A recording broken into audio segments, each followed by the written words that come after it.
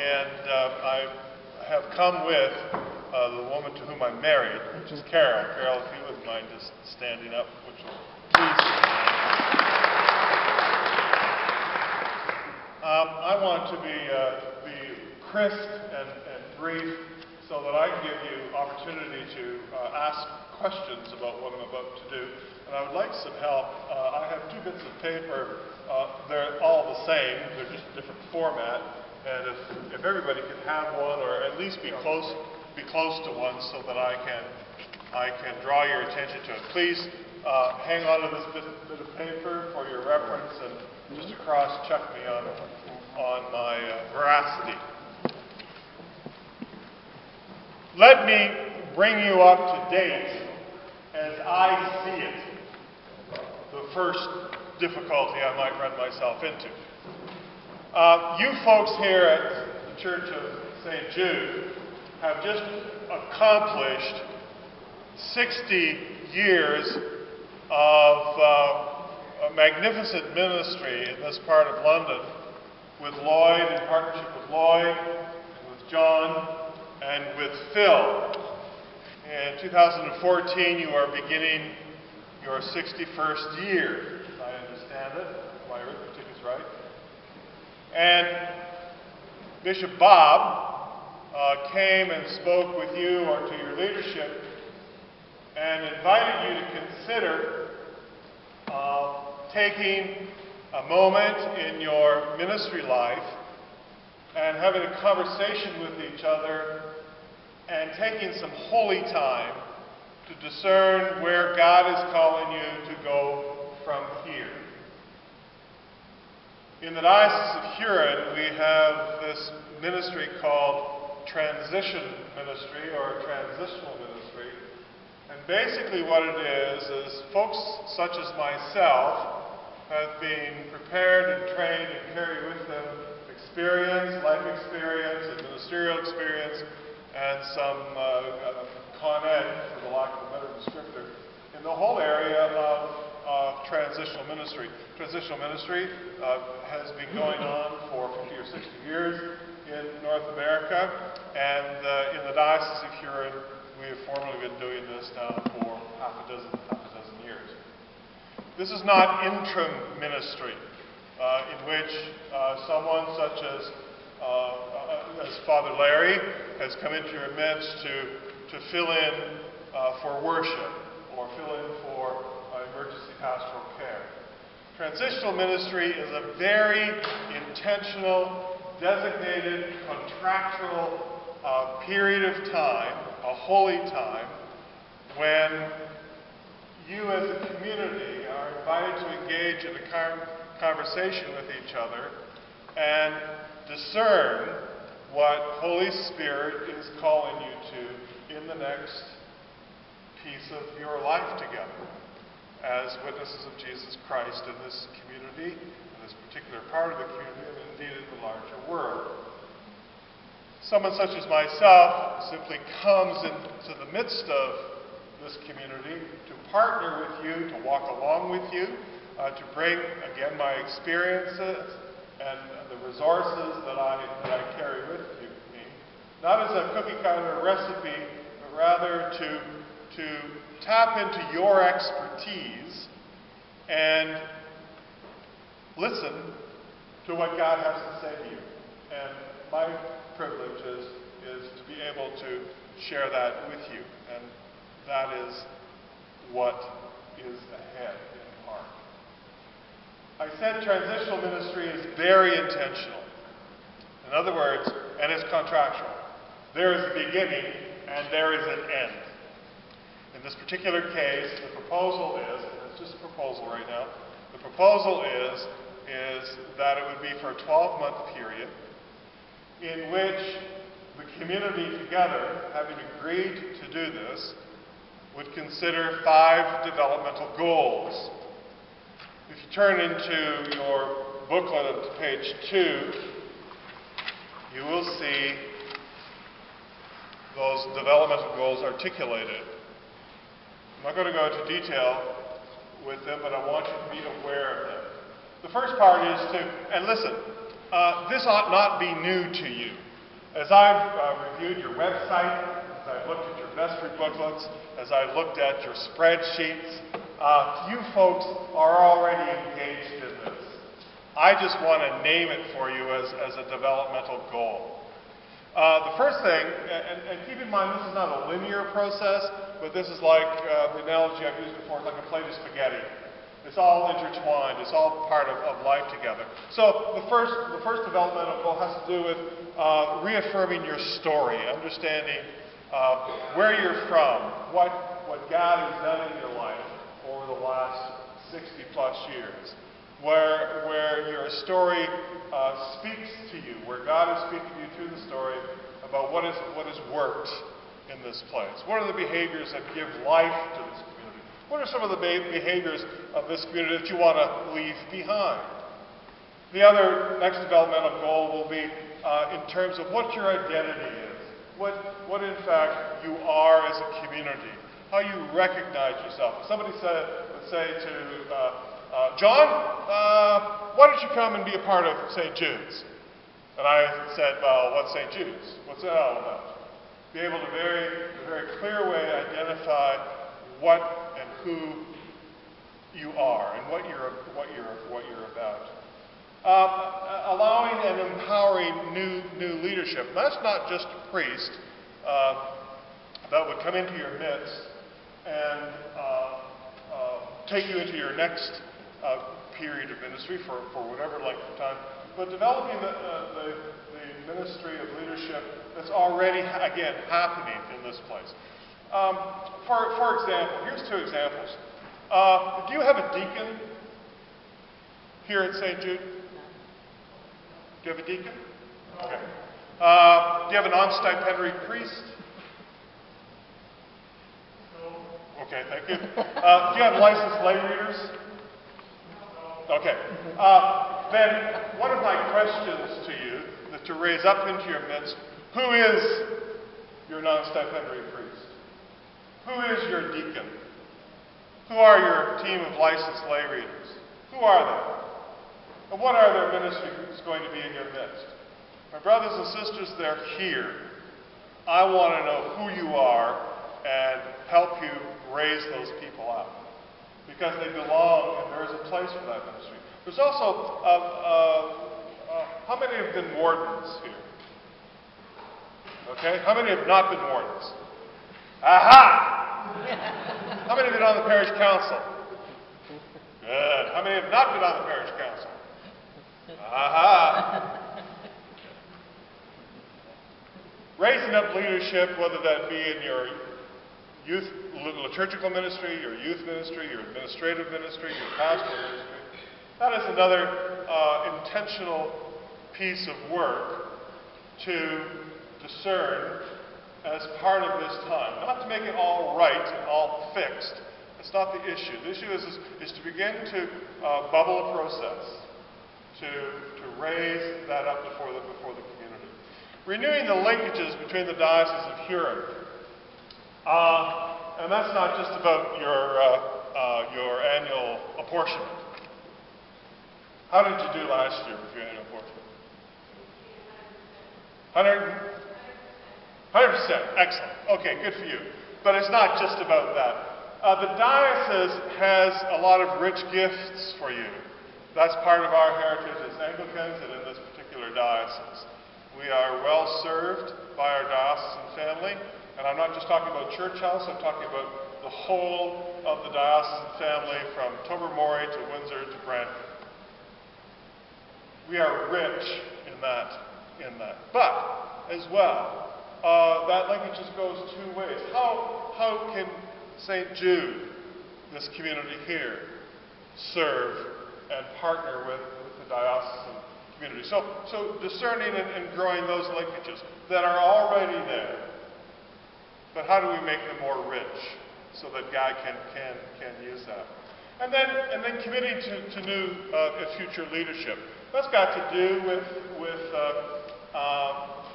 discerning who the right person is that is going to come into your midst to be your ordained leader to walk along with you over the next period of time, however the length of time that has been. You have had 3 experiences, or St. Jude has had 3 experiences of doing selection of a ordained person, right? Well, here comes the 4th one. How are you going to do it well? What is going to enable you to have a rich and wholesome conversation with prospective candidates who are keen to come here and share life and partner with you in ministry? One of the gems of the transitional period is the parish profile. I suppose if you could hang it on the wall in terms of, well, okay, you did transitional ministry, so what have you got to show for it? Well, one of the things that to show for it is a parish profile, which over a period of 12 months, if it is the decision of the community, is to develop such a profile, which is basically a picture, multimedia in presentation that says, here we are. This is who we believe God has called us to be, and this is where we believe God is calling us to go. And that can take many forms and shapes. Over the period of 12 months, or the length of time that we would potentially be together, is one of the key working ingredients of transitional ministry is called a transitional team. That is a group of about 12, 16 folks who represent the demography, the demographics of St. Jude, from age perspective, experience perspective, from various gifts and talents, organizational to liturgical to creative, whatever, drawing together to partner and walk along with me and share your expertise to take these developmental goals and make them offerable for this community. These developmental goals have absolutely no meaning whatsoever unless you folks integrate that into your life. I want to just close with a couple more things. At the back end of the booklet and on those bits of paper, you will see something called the appreciative inquiry. Those are some short notes on a particular, I suppose, the language I would use is a philosophical, theologically driven philosophical approach to life and thinking and growing in Jesus. You'll see some assumptions following up on the goal, and mine is on page 3. The idea of the appreciative approach is to help change the conversation.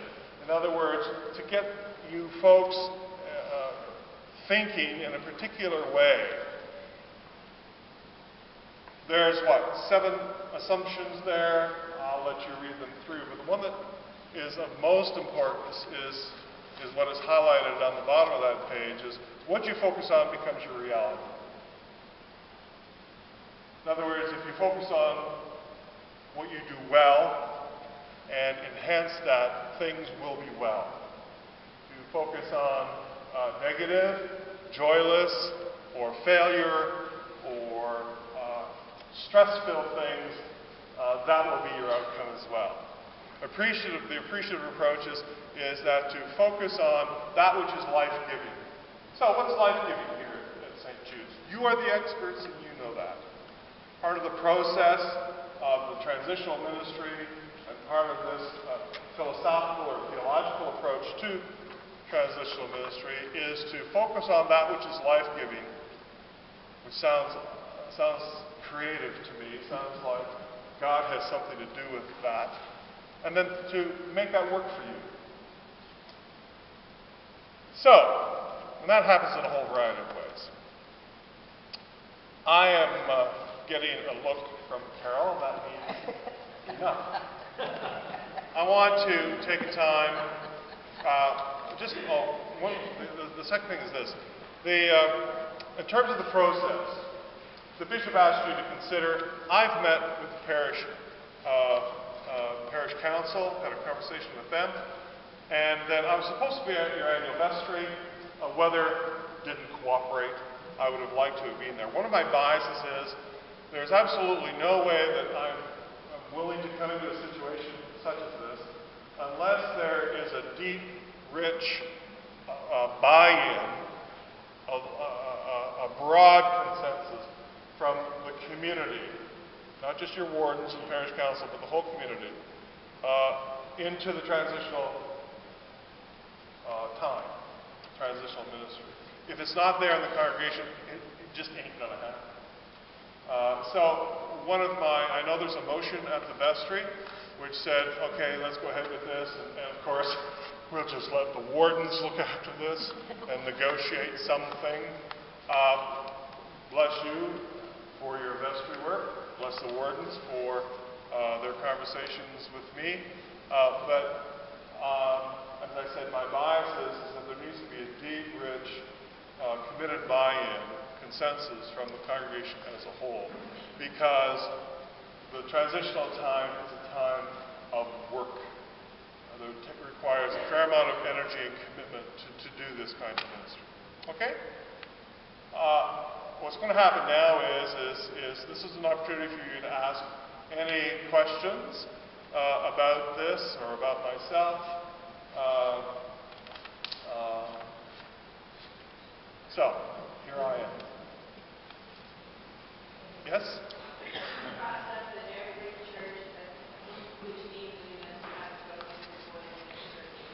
If that were only so, it's been demonstrated in its history that this is a powerful, powerful tool to help folks move through into new, rich ministry. Unfortunately, no. Your pastor, Phil, he just completed his training, and in his retirement, if we can ever find out where he's disappeared to, but there's just the two of us right now. We had a larger team, but because of some circumstances and other retirements and illnesses, it's just happened. But if it was possible, the answer would be yes. But there just isn't the resources right now. Well, I think the assumptions and the goals sound really reasonable and a good idea. Would it not be a good idea to have our minister work on goals? Pardon? Would it not be a good idea to have our minister work on these goals with him? Okay. The assumption there is that there is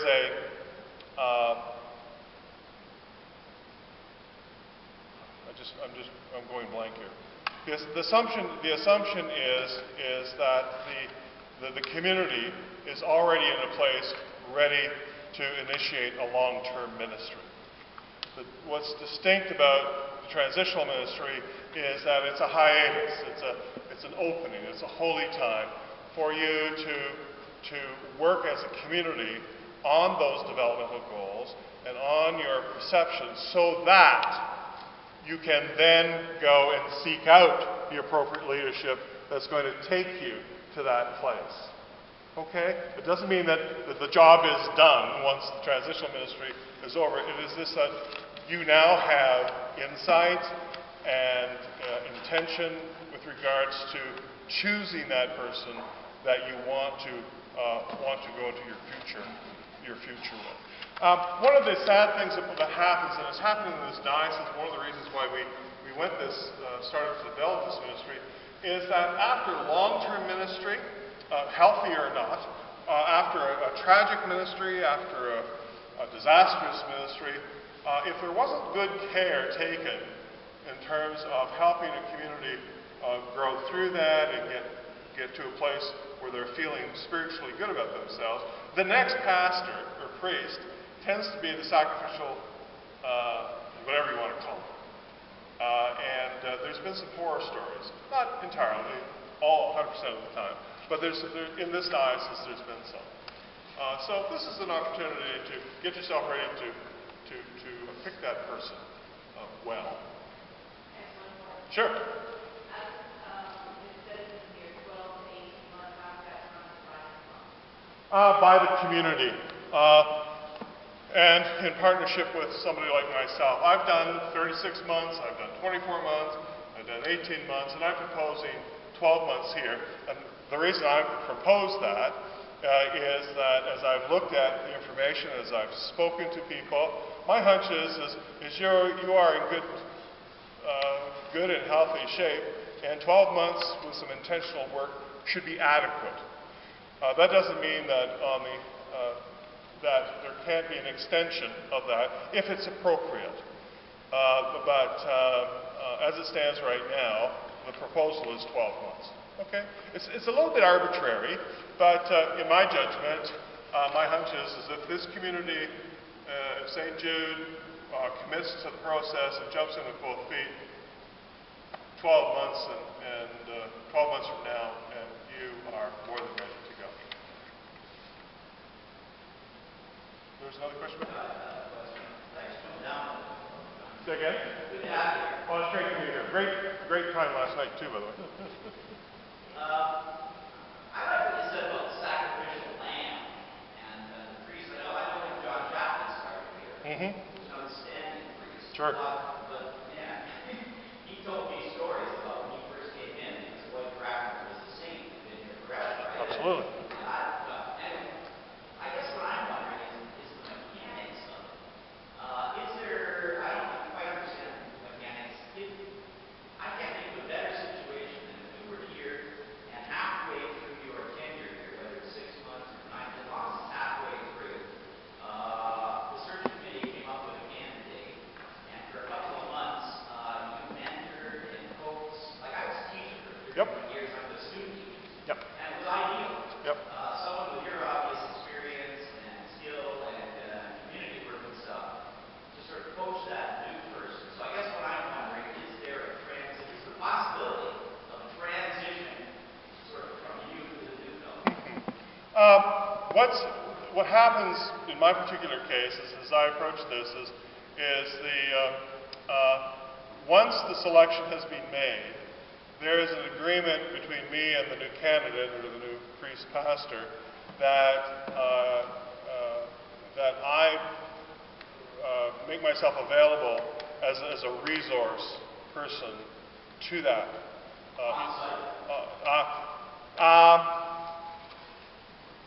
For me, no, not at this stage.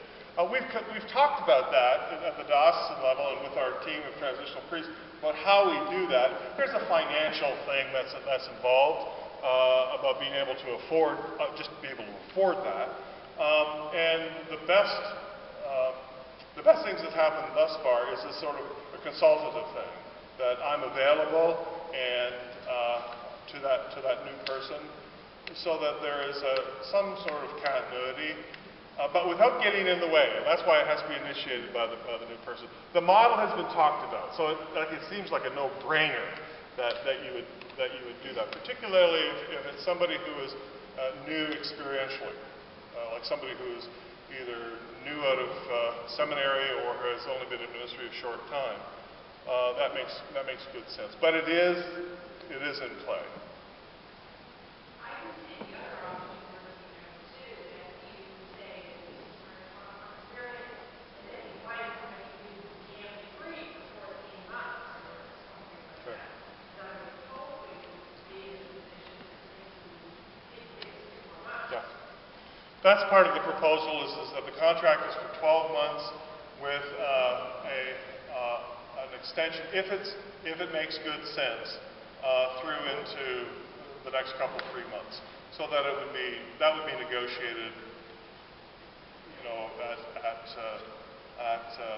at a later time, if it's a good, healthy thing to do. The hope is, and my fantasy always is that there's a smooth transition between the transitional ministry and the permanent ministry. There's nothing worse than growing this good energy and also go for a length of time while you're looking to fill the prospect.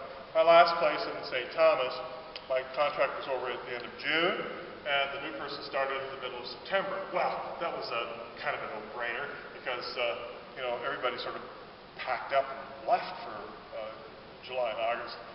So it was, that was an okay thing. In other settings, I was done on Sunday and they started on Monday, which was great. My first one in on sound, I was done on the Sunday, and it was a year and a half later. But fortunately, what happened, something fell into place that made that transition work quite well, and it was a very positive outcome. Because they took their time and found the right person, so it's working really, really well. There's a hand up here.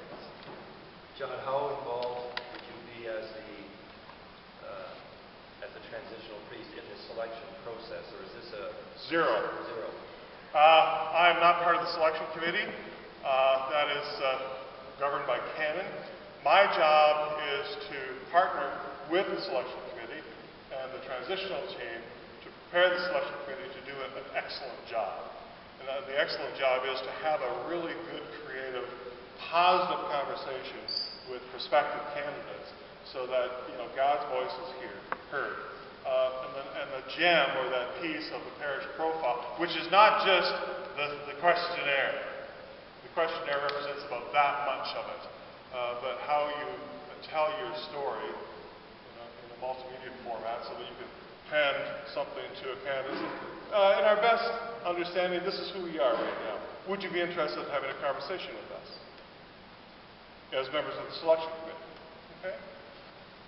So, You're at arm's length from the actual. oh, absolutely. Yeah, that becomes there's good reason for that. The last thing you want is me saying, this is, do this. Because you don't want, you'll have 12 months of John Callahan and that. Yes? One thing that I don't think is said, that while that problem or whatever is going on, you would then assume the role of running the you know what I mean? Doing the services, Yep. so that you're constantly Good. seeing who's doing the services, Sure. for regular pastoral care, Okay. the ongoing working on it. Let me- Let me describe that a little bit. It was just asking about what is my role here. For all, except in name, I've become your rector. But I'm not I'm not officially your rector. You're looking for one, or you're pastor. Liturgically, I will share liturgy with you. We're looking at a 3/4 time situation. That's got to do with my energy and financial resources and what would work here. That's part of the proposal. So liturgically, I would be in play and worship with you. Administratively, I'd walk along and be partners with your administrative team. Pastorally, the way I particularly function is on a family-based pastoral process. And by that I mean you are the experts. If I was going to be here long-term, 5, 8, 10-year extended ministry, then I would engage in some sort of integrated, systematic pastoral contact with everyone in the parish. That will not happen because I'm only here 12 months. What I will do is bring my priestly gifts into your midst and depend on each and every one of you in the parish to feed me information as to where my priestly gifts are most needed. I will sit down with the grandma or grandpa of this community, or the leadership who know your parish list well and prioritize stuff. I'll want to know where people are, particularly those who are unable to get out, or maybe in nursing homes or whatever, that are seeking priestly ministry, and I will be responsible for prioritizing that. But so pastoral care will be part of that, but it'll be different. It'll look and feel different because of the length of my tenure. Does that answer?